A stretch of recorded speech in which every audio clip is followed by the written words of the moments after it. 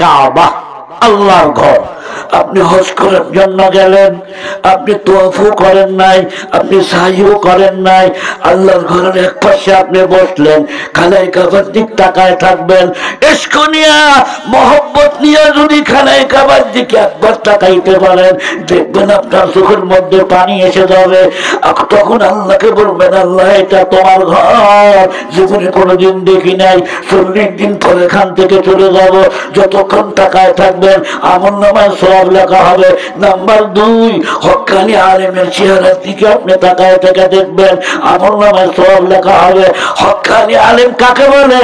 যার চেহারার দিক তাকাইলে আখিরাতের কথা মনে হয়, যার কথা শুনলে আমল করতে মন চায়, যার চেহারার দিক তাকাইলে নবীর কথা মনে হয়, এমন আমেল হক্কানি আলেমের চেহারার দিক তাকাবেন, আমল নামায় সওয়াব লেখা হবে। নাম্বার 3, কোরআন শরীফ তাকালেই সওয়াব। নাম্বার 4, আব্বার চেহারা। নাম্বার 5, মায়ের চেহারা। আল্লাহু আকবার বলেন। বাপ মা বাড়িতেই আছে,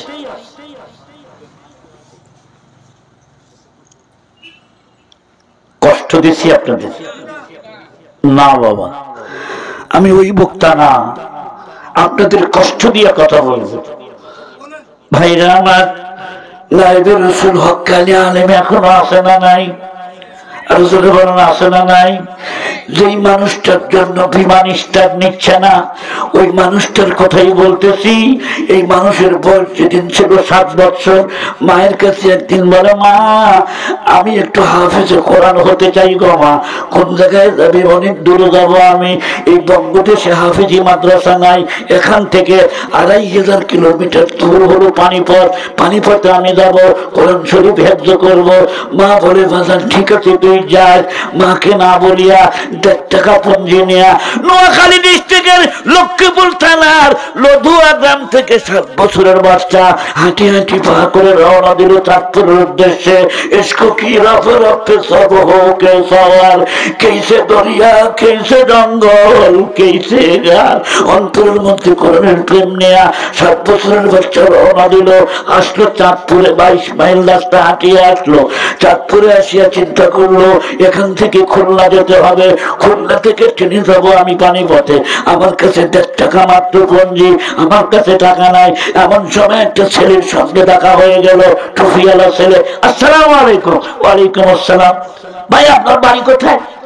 আমার বাড়ি পানিপথে। সুবহানাল্লাহ কোন। যখন শুনছে পানিপথ, বুকের সাথে তোলায় ধরছে, আমিও তো পানিপথে যাবো, আমি হাফেজে কোরআন হতে চাই, আমার কাছে 1.5 টাকা পুঁজি, আমার কাছে কোনো টাকা পয়সা নাই। ওরে ছোট ভাই, চলো তুমি একটু আমাকে পানিপথে নিয়ে যাবে। ওই ছেলে বলে, তোমার টাকা লাগবে না, আমি বড় লোকের সন্তান, তোমাকে আমি পানিপথে নিয়ে যাবো। আল্লাহু আকবার বলে। টিকিট কাটলো ওই ছেলেটাই। ব্যবস্থা কে করলো? বাইরে আমার স্টেশনে স্টিমারে উঠেছে, খুলনা গিয়ে নামবে। এমন সময় ওই ছেলেটা হারিয়ে গেল, সাথীটা হারায় গেল। উনি চিন্তা করলো, এখন খুলনার থেকে পানিপথে আমি কেমনে যাই? 2000-2500 কিলোমিটার রাস্তা। মুরব্বীদেরকে জিজ্ঞাসা করে, ট্রেন লাইন কোথায় গেছে? পানিপথে গেছে। উনি হাঁটা দিচ্ছে, কেমন সাদা মাথা মানুষ, হাঁটাই যাবো পানিপথে। তা আমি আল্লাহর কোরআন মুখস্থ করতে চাই, ওই মাদ্রাসার মধ্যে পড়তে চাই। কেমন প্রেম থাকলে হেঁটে রওনা দিতে পারে? কোরআনের প্রেম নিয়ে যখন রওনা দিতে, বন্ধুরা আমার, একটা পাগলা কুত্তা আসলো। ওই ছেলেটার পায়ের মধ্যে যখন কামড় দিল, গোস্ত তুলে নিল, কলিজা যেন ফেটে যাচ্ছে, রক্ত বের হয়ে যাচ্ছে। রক্ত সাফা দিয়ে ধরলো, পা ধরলো। একজন মুরব্বী মানুষ আসলো, ব্যান্ডেজ বান্ধে হাসপাতালে এলো। হাসপাতালের ডাক্তাররা বলে, এই দেশে কুকুর কামড়ের চিকিৎসা নাই, পানিপথে আছে। মারহাবা কর। কোন জায়গায় আছে? সে যাবে কোন জায়গায়? ও পানিপথেই যাবে। ছোট্ট বাচ্চা মুসকে মুসকে হাসে। জিজ্ঞেস করে, তুমি হাসো কেন? বলে, এমনি হাসি, আমি পানিপথে যাব, আমার কাছে যে টাকা নাই। ওই স্টেশন মাস্টার সাহেব, আমার একটা টিকিটের ব্যবস্থা করে দেন। 1.5 টাকা জমা দিলাম, কয় 1.5 টাকার টিকিট দিয়ে কাজ হবে না, ডিসির কাছে নিয়ে যাও। এই বন্ধুরা আমার, ডিসি ছিল তাহাজ্জুদ গুজার একজন মানুষ। ডিসি হলে কি হবে? লম্বা লম্বা দাঁড়িয়ে আছে। ডিসি হলে কি নামাজ পড়া নিষেধ? ডিসি হলে কি দাঁড়িয়ে রাখা নিষেধ? ডিসি ছিল আল্লাহর ওলি, এক ওলি আর এক ওলিকে চিনতে কোনো অসুবিধা হয় না বন্ধুরা আমার। এক গাঞ্জাখোর আর এক গাঞ্জাখোরকে চিনতে অসুবিধা হয় না, এক বেনামাজি আর এক বেনামাজিকে চিনতে পারে। মধ্যে হক্কানি কি পেশানি কানুর, মধ্যে হক্কানি কি পেশানি কানুর, কপচু পাড়াটা হয় পেশে দেশর। টিকিট আপ ডাউন টিকিট কেটে দিল ডিসি সাহেব, উনি চলে গেলেন হাসপাতালে, চিকিৎসা শেষ হলো, মাদ্রাসায় আসলেন। মাদ্রাসার হুজুর বলে না, অনেক দূর থেকে তুমি এসেছো বাবা, তোমার কোনো গার্জিয়ান নাই, তোমার কাছে রিটার্ন টিকিট আছে, তুমি দেশে চলে যাও। উনি মসজিদে গেলেন, অথচ ছোট্ট বাচ্চা 2 রাকাত নামাজ পড়লেন, হাত তুললেন আল্লাহর দরবারে। হাত তুলতে দেরি, চোখে পানি আসতে দেরি হলো না। আল্লাহর ওলি যারা হয়, আল্লাহর মাহবুব বান্দা যারা হয়, আল্লাহর দরবারে মোনাজাত করার সাথে সাথে চোখে পানি আসে। আল্লাহর কাছে বলে তু কাদের হায় কে जो चाहे करे, जिसको चाहे दे, जैसे चाहे ना देओ। আমার আল্লাহ ব্যবস্থা তুমি করিয়ে দাও। রিটার্ন টিকিট চিরা ফেলাইলো, হুজুর টিকিট চিরা ফেলাইছে, এবার আমাকে ভর্তি করেন। হাফেজ আব্দুল সালাম উস্তাদ তখন বলে বাবারে তোর চেহারার দিকটাকে বড্ড মায়া লাগে, তোকে ভর্তি করলাম বটে, কিন্তু খাবি কোন জায়গায়, থাকবি কোন জায়গায়, একটা সিটও খালি নাই। অথচ ছোট্ট হচ্ছে বলে জানাব কোরআন শিক্ষা করার জন্য আছি। এই দুনিয়ায় যদি এত মাখলুকের জায়গা হয়, আমার জায়গা কেন হবে না? আমি থাকবো মসজিদে, খাবার তুমি কোন জায়গায়? ছোট্ট বাচ্চা বলে হুজুর আমার পেটের চিন্তা আমি করি না, তার কারণ আমার পেটের চিন্তা আপনার পেটের চিন্তা। গোটা পানিপথের মানুষের শুধু নয়, গোটা বিশ্বের সমস্ত মাখলুকের পেটের চিন্তা করে একজন, তিনি কে? হুজুর ভর্তি করে নিলেন, সারাদিন পড়ল, রাতটা কোথায় গিয়ে ঘুমাবে ছোট মানুষ? বালিশ নাই, খেতা নাই,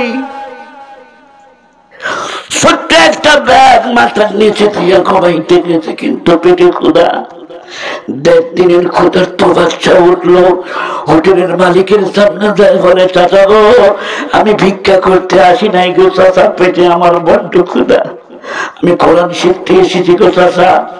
ও চাচা হান্ডি পাতিল তো এখনো মাজা হয় নাই, ধোয়া হয় নাই, আমি বঙ্গদেশের মানুষ, কোরআন শিক্ষা করার জন্য আসছি, ভিক্ষা করার জন্য আসি নাই। আপনি একটু অনুমতি দেন, হান্ডি পাতিল গুলো কষ্ট করে মেজে দিই, আমি প্রত্যেক দিন আপনার এই কাজটা করে দিব। চাচা গো আপনার কাছে টাকা চাই না, পয়সা চাই না, আমি 2 খান রুটি চাই আপনার কাছে। একটা রুটি রাত্রে খাবো, আর একটা রুটি দিনের বেলায় পড়তে পড়তে যখন ক্ষুধা লাগবে তখন আমি খায় নেব। এ মুসলমান বন্ধুরা আমার, এই রুটি খাইয়া আল্লাহর বান্দা কোরআন শরীফ হেফজ করলো, যেরকম মারহাবা।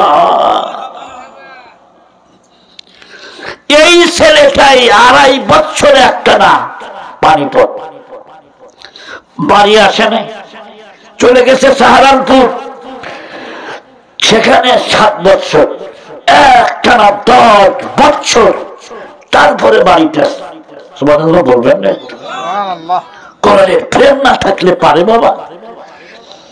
এই মানুষটার জন্যই তো বিমানবন্ধ, উনিও হজে যাবেন এই বছর, জামে পড়েছে, আসতে দেরি হচ্ছে, সব হাজিরা নেমে আসলো। যাত্রীগণ বললো যে আজকে বিমান যাবে না, কেন আজকে বিমান যাবে না?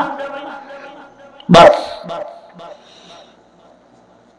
2টা কথা আমার বাকি, বিমান স্টার্ট আর ওই মহিলার শাস্তি 2 মিনিটে বলে দেব, কষ্ট হবে আপনাদের।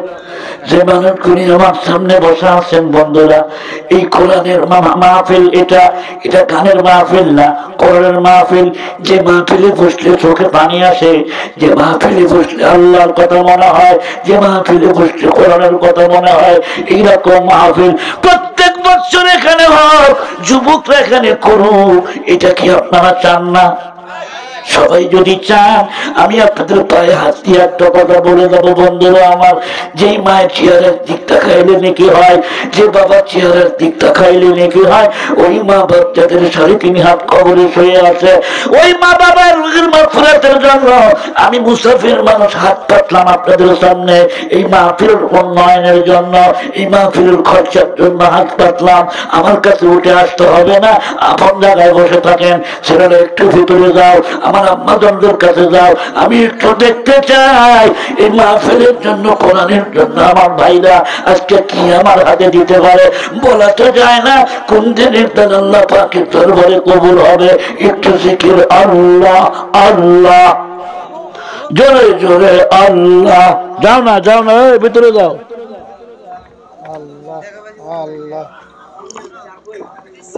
আল্লাহ আল্লাহ আল্লাহ আল্লাহ। আওয়াজ বন্ধ হয়ে গেলে কেন বাবা? আল্লাহর নামটা একটু জোরে নেন না, আল্লাহ আল্লাহ।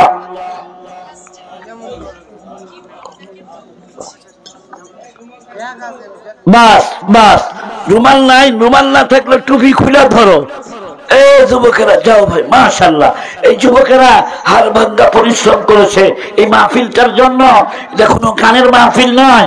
মা বাবার কথা মনে করে 10 টাকা পারেন, 20 টাকা পারেন, 100 টাকা পারেন। আর যদি কোনো ভাই এমন থাকেন যে হুজুর আপনার হাতে আমি কিছু দিতে চাই, আসতে পারেন। আমি এখনো বসে আছি। আম্মাজানদের কাছে অনুরোধ থাকলো, আম্মাজানরা যদি কিছু নিয়ে এসে থাকেন আপনারাও কিছু জমা দিয়ে যাবেন। আপনারা একত্রিত করেন। ছোট বাচ্চা থাকলে মেয়েদের প্যান্ডেলে পাঠায় দাও। আম্মাজান দেখেন ওই পুত্রবধূ একটা সন্তানের জন্য কোরআন শরীফের সাথে কি বেয়াদবিটা না করলো। বলবো কি বলবো বলবো বন্ধুগণ, আমি এক্ষুনি বলছি, কোনো ভাই দাঁড়াবেন না প্লিজ, একটু বসেন। 2 মিনিটও লাগবে না আমার কথা শেষ করতে। ওরা টাকা নিয়ে আসুক, এই ফাঁকে আমি আমার কথা শেষ করি। বলবো? বলেন। হ্যাঁ, মেয়েদের কাছে গেছো যুবকেরা? মহিলা প্যান্ডেলে গেছো? প্যান্ডেলে গেছে তো তোমরা এখানে দাঁড়ায় থাকা কি করো? স্টেজে আসো, তোমরা তো সদস্য। স্টেজে আসো, স্টেজে আসো। হ্যাঁ ভাইরা আমার, কথা বলতেছিলাম আপনাদের সামনে। শাশুড়ি খুব অ্যালার্ট, বৌমা যেন কোনো সময় এই গোড়াটা না করতে পারে। কিন্তু একদিন শাশুড়ি রান্নাঘরে যায়, সকালবেলা নাস্তা পাকাইতেছে। এই সুযোগে বৌমার শরীর নাপাক, স্বামীর সাথে মেলামেশা করেছে, গোসল ফরজ হয়েছে, গোসল করতে হবে না, রাত্রে গোসল করে নাই, ওই কোরআন শরীফ নিয়ে গোসলখানায় যাবে। উকি দিয়ে দেখে শাশুড়ি আম্মা গোসলখানায় নিয়ে পাক ঘরে রান্না করতেছে। শাশুড়ি মনে করছে বৌমার হয়তো শরীরটা খারাপ, আচ্ছা আমি আজকে রান্না করি। কোরআন শরীফটা নাপাক হাতে ধরে নিয়ে গেছে গোসলখানায়। খুব খেয়াল করেন আমার দিকটা, খান বন্ধুরা আমার। কোরআন শরীফটা মাটিতে রাখলো, একটু ভয় করলো না, একটু ডর করলো না। কোরআন শরীফের উপর 2টা পাও দিয়া গোসল করতে যখন আরম্ভ করলো, খোদার আরশ থরথর করে কাঁপতেছে। তার কারণ লৌহে মাহফুজে যা আছে এই কোরআন শরীফে তাই আছে, হাফেজদের সিনার মধ্যে তাই আছে। আল্লাহ নিজে হাফেজ, মুহাম্মদ রাসূলুল্লাহ হাফেজ, জিবরাইল হাফেজ, অধিকাংশ সাহাবায়ে কেরাম হাফেজ। এই কোরআন শরীফ পাহাড় নিতে পারে নাই, পর্বত নিতে পারে নাই, আসমান গ্রহণ করতে পারে নাই। এত দামি কিতাব পায়ের নিচে রাখিয়ে যখন গোসল করতে আরম্ভ করলো বন্ধুরা আমার, তোমার মরুরে আজ হেলমে খোদা, তোমার মরুরে আজ হেলমে খোদা, দেরো গিরাদ সত্য গিরাদ আমার তারা। আল্লাহ ধরেন না, ধরেন না, কিন্তু যখন ধরেন তখন কিন্তু ছাড়েন না। আল্লাহ ধরা নরম না শক্ত। শাশুড়ি আম্মা চিন্তা করলো, বৌমা গেল কোথায়? বৌমা আসো, রান্না করে আস। শাশুড়ি আম্মা উঠলো, গিয়া দেখে বৌমা ঘরে নাই। গোসলখানার দরজার ভিতর থেকে শিকল বন্ধ করে দিয়েছে, কিন্তু কোনো আওয়াজ নাই, পানি পড়তেছে না। আমার বৌমা গেল কোন জায়গায়? শাশুড়ি আম্মা ঘরে যায় দেখে সর্বনাশ হয়ে গেছে, বৌমাও নাই, আমার ঘরের বড় কোরআন শরীফটাও নাই, মনে হয় আকামটা করে ফেলাইছে। বন্ধুরা আমার, এমন সময় ছেলে বাড়িতে আসলো, মা তোমার বৌমা কোন জায়গায়, আমার স্ত্রী কোন জায়গায়? ওরা গোসলখানায় ঢুকেছে, দরজা ভাঙ্গা হলো, দরজা ভাঙ্গা দেখে আল্লাহর কোরআন ভিজা গেছে, পড়া আছে ওই জায়গায়। আর গোসলখানার কোরআন মধ্যে একটা মানুষ দাঁড়ায় নাই, একটা সুর দাঁড়ায় আছে। আল্লাহ রাব্বুল আলামিন পুরা বডিটা একটা সুর বানায় দিয়েছে। কে বানাইছে? রাসূল বলেন কে? বন্দুক নিয়ে আসছে, বউ গুলি করে মারবে। শাশুড়ি আম্মা কয় না বাজান, গুলি করার দরকার নাই রে বাজান, আল্লাহর গজবে পড়ছে, এমনি মারা যাবে। 3 দিন পর্যন্ত সুরটা বেঁচে ছিল, তারপর কোথায় গেছে কেউ বলতে পারে না। এ ভাইরা আমার, জবান খুলে বলুন তো, এই কোরআন শরীফের সাথে বেয়াদবি করা যাবে? যারা কোরআন শরীফ পড়া জানেন প্রত্যেক দিন একটু তেলাওয়াত করবেন, যারা পড়া জানেন না তাও কোরআন শরীফটা একটু খুলবেন, বুসা লাগাবেন, হাত লাগাবেন। আল্লাহ হয়তো এই ওসিলায় আমাদের জিন্দেগির গুনাহ মাফ করে দিবে। আধা ঘন্টা পার হয়ে গেল, এবার মোহাম্মদুল্লাহ আসলেন। ওই ছেলেটার নাম মোহাম্মদুল্লাহ। উনি আসলেন কোন জায়গায়? হাজি ক্যাম্পে, বিমানবন্দরে আসলেন। সব মানুষ বলে ওই যে 300 নম্বর যাত্রী এসে গেছে। এবার মোহাম্মদুল্লাহ হাফিজ হুজুর বলেন, কই পাইলটরা, কই বিমানওয়ালা, বিমানে ওঠো, বিমান এখন স্টার্ট নেবে। ইঞ্জিনিয়ার কয় না স্টার্ট নেবে না, নষ্ট হয়ে গেছে। আল্লাহর ওলি বলে না, নষ্ট হয় নাই। আল্লাহু আকবার বলেন।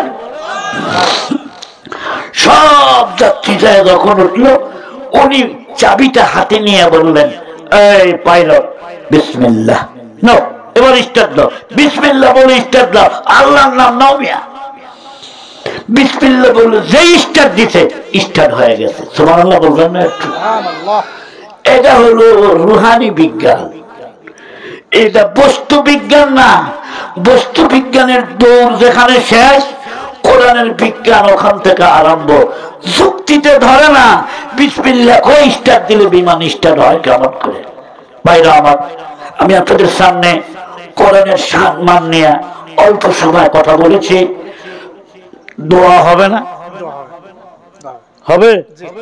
বুঝলেন? আবার মারামারি লাগবে না তো? আবার সমস্যা হয় বাংলাদেশ। ভাইরা আমার, দোয়া হচ্ছে, তবে দোয়ার আগে সুবহানাকা আল্লাহুম্মা বিহামদিকা আশহাদু আল্লা ইলাহা ইল্লা আনতা আস্তাগফিরুকা ওয়া আতুবু ইলাইক। আলহামদুলিল্লাহি রাব্বিল আলামিন। والصلاة والسلام على سيد الأنبياء والمرسلين وعلى آله وأصحابه أجمعين। মাওলা, এই মুহূর্তে तमाम বাংলাদেশের সব অফিস আদালত বন্ধ হয়ে গেছে। আল্লাহ তুমি তো তোমার রহমতের বন্ধ করো নাই। আয় মাবুদ, যুবকদের উদ্যোগে আজকের মাহফিল, জিন্দেগির গুনার বোঝা মাথায় নিয়ে তোমার আলিশান দরবারে দোকানে হাত তুলেছি আল্লাহ। আর হয়তো জীবনে আমি এদিকে নাও আসতে পারি। মাবুদ গো, দেখতে দেখতে জীবনের 60 বছর পার করে দিলাম, কিছুই জোগাড় করতে পারি নাই। কি নিয়া তোমার কাছে যাবো মাওলা? আল্লাহ, গুনাহ মাফ না করা পর্যন্ত আমাদের একজন মানুষকে পোশাক থেকে খাড়া করায় না। আমার সে হাসপাতাল অত্যন্ত মহব্বতের প্রিয় মানুষ হাফেজ দেলোয়ার আমাকে বলেছিল, হুজুর আপনাকে আসতে হবে যুবকদের একটা মাহফিল। আল্লাহ, দেলোয়ার সহ যেই যুবকরা আয়োজন করলো, এদের প্রতি তুমি রহমত বর্ষণ করো, নামাজি করে কবুল করো। আমার যে বন্ধুরা এত রাত পর্যন্ত মাহফিল শুনলো, আমার মা বোনরা শুনলো, জিন্দেগির গুনাহ মাফ করে দিও। মা বাবার কবর গুনাহ বেহেশতের বাগান বানায় দিও। জানি না কোন দিন আর কথা বলতে পারবো না। আল্লাহ, যেদিন সবার সমান হয়ে যাবে, আল্লাহ সেদিন আমাদের ঈমান নসিব করে দিও। আর আমাদের সকলের জবান থেকে জারি করে দিও ঈমানের কালিমা লা ইলাহা ইল্লাল্লাহ মুহাম্মাদুর রাসূলুল্লাহ সাল্লাল্লাহু আলাইহি ওয়াসাল্লাম। সকলের সমস্যারে আমার সালামের জবাব